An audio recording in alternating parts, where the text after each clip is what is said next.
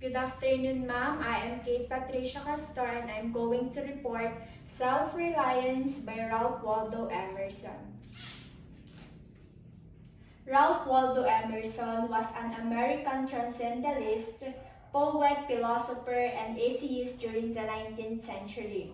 He became known as the central figure of his literary and philosophical group, now known as the American Transcendentalists. This writer shared a key belief that each individual could transcend or move beyond the physical world or the scenes into deeper spiritual experience through free will and intuition. In this school of thought, God was not remote and unknowable. Believers understood God and themselves by looking into their own souls and by feeling their own connection to nature. Works. In the 1830s, Emerson gave lectures that he afterward published in essay form. These essays, particularly Nature 1836, embodied his newly developed philosophy. The American scholar, based on a lecture that he gave in 1837, encouraged American authors to find their own style instead of imitating their foreign predecessors. Self-Reliance is an essay written by American transcendentalist, philosopher, and essayist Ralph Waldo Emerson. It contains the most thorough statement of one's own Emerson recurrent themes. The need for each individual to avoid conformity and false consistency and follow their own instinct and ideas. First epigraph. To believe in your own thought, to believe that what is true for you in your own private heart is true for all men. That is genius. His statement captures the essence of what he means by self-reliance, namely the reliance upon one's own thoughts and ideas. He argues individuals like Moses, Plato, and Milton are held in the highest regard because they spoke what they thought. Sometimes we often have some great insight, but we only dismiss it because it came from our own imagination. But we should prize these flashes of individual insights even more than those of famous philosophers and writers. It is the mature thinker who eventually realizes that originality of thought rather than imitation of what everyone else believes is the way to greatness. The lesson Emerson would ask to learn was to trust thyself. The most important realization any individual can have, in fact, is that they should trust themselves above all others. To rely on others' judgment is cowardly. A person with self-esteem exhibits originality and is childlike. Emerson maintains that children provide models of self-reliant behavior because they are too young to be cynical, hesitant, or hypocritical.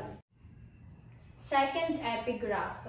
Emerson then shifts to a discussion of the relationship between individual and society. One should not be any more concerned with what one used to think than with what others think now. A foolish consistency is the hobgoblin of little minds. It simply means to be great is to be misunderstood. He uses this consistency to mean everyone's urge to fit in and not appear as weird. Pythagoras, Socrates, Jesus, Luther, Newton spoke their minds and were misunderstood in their times. We must scorn appearances and do what is right or necessary, regardless of the others' opinions and criticisms. He asserts, mob, too many people are led by suggestions, by desires, and by feelings of responsibility. Emerson argues people must embrace nonconformity to recover their self-reliance, even if doing so requires the individual to reject what most people believe is goodness, because this goodness comes from the individual's own intuition and not what is visible to society. Emerson moves from analysis to exhortation, offering suggestions on how we should act. Although everyone can become a model of self-reliance for their own improvement of society. First, place truth before politeness. Second, value integrity more than comfort. And third, abandon hypocrisy in favor of honesty. Acknowledging that the self-reliant individual risks being misunderstood as merely selfish or self-indulgent. He vows that individuals who vigorously follow their conscience will be more godlike than the individuals who follow society's laws. Third epigraph. Emerson now focuses on four social arenas in which self-reliant individuals are needed. First, religion, which fears creativity. Religion, Emerson says, could benefit from a good dose of self-reliance because self-reliance turns a person's mind from petty, self-centered desires to benevolent wish for the common good. Greed are a disease of the intellect. They are a way of people accept the ideas of others rather than have their own ideas. Second, culture, which devalues individualism. The person who travels with the hope of finding something greater than he knows travels away from himself and grows old even in youth among old things. The urge to travel is a symptom, according to Emerson, of our educational system failure because schools teach us only to imitate. Too often, we travel to experience other works of art rather than create them ourselves. Third, the arts, which teach us only to imitate, and Emerson argues that Americans especially should stop traveling abroad to become cultured and instead create their own arts, literature, and culture using the materials we find right here at home. Fourth, society which falsely values so-called progress. He is arguing that society does not necessarily improve from material changes. The person who has a watch loses the ability to tell time by the sun's position in the sky, and improvements in transportation and war machinery are not accompanied by corresponding improvements in either the physical or mental stature of human beings. The last two paragraphs of Self-Reliance are a critique of property and fortune. Emerson argues that people should stop locating their identities in property and instead understand that the most valuable part of a man is inside of him. Self-reliance can even be applied to politics.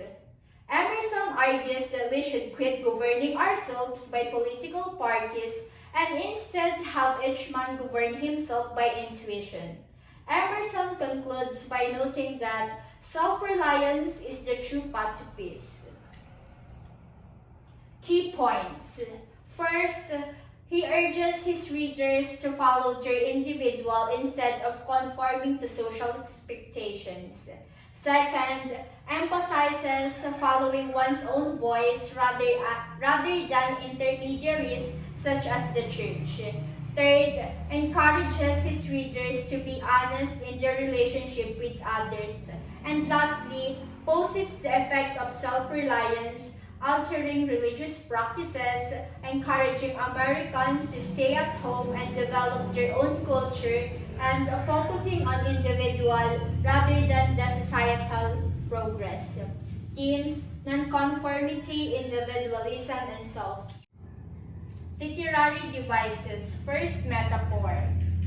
Emerson uses metaphor to create meaning and make his point clear.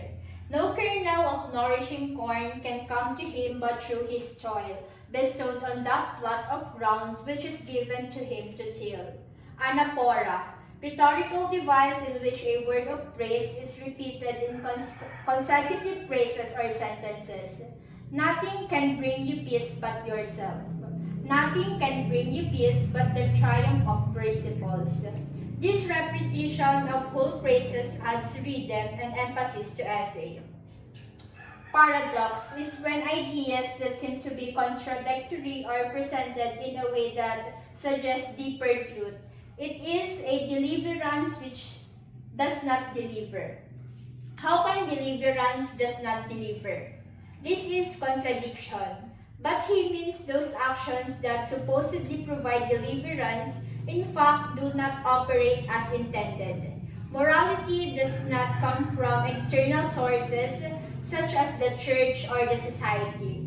Only action taken in accordance with one's own nature is moral and has the power of true deliverance. Values. God made each individual unique and with a unique perspective and place in the world. Second, do not seek outside yourself, look within.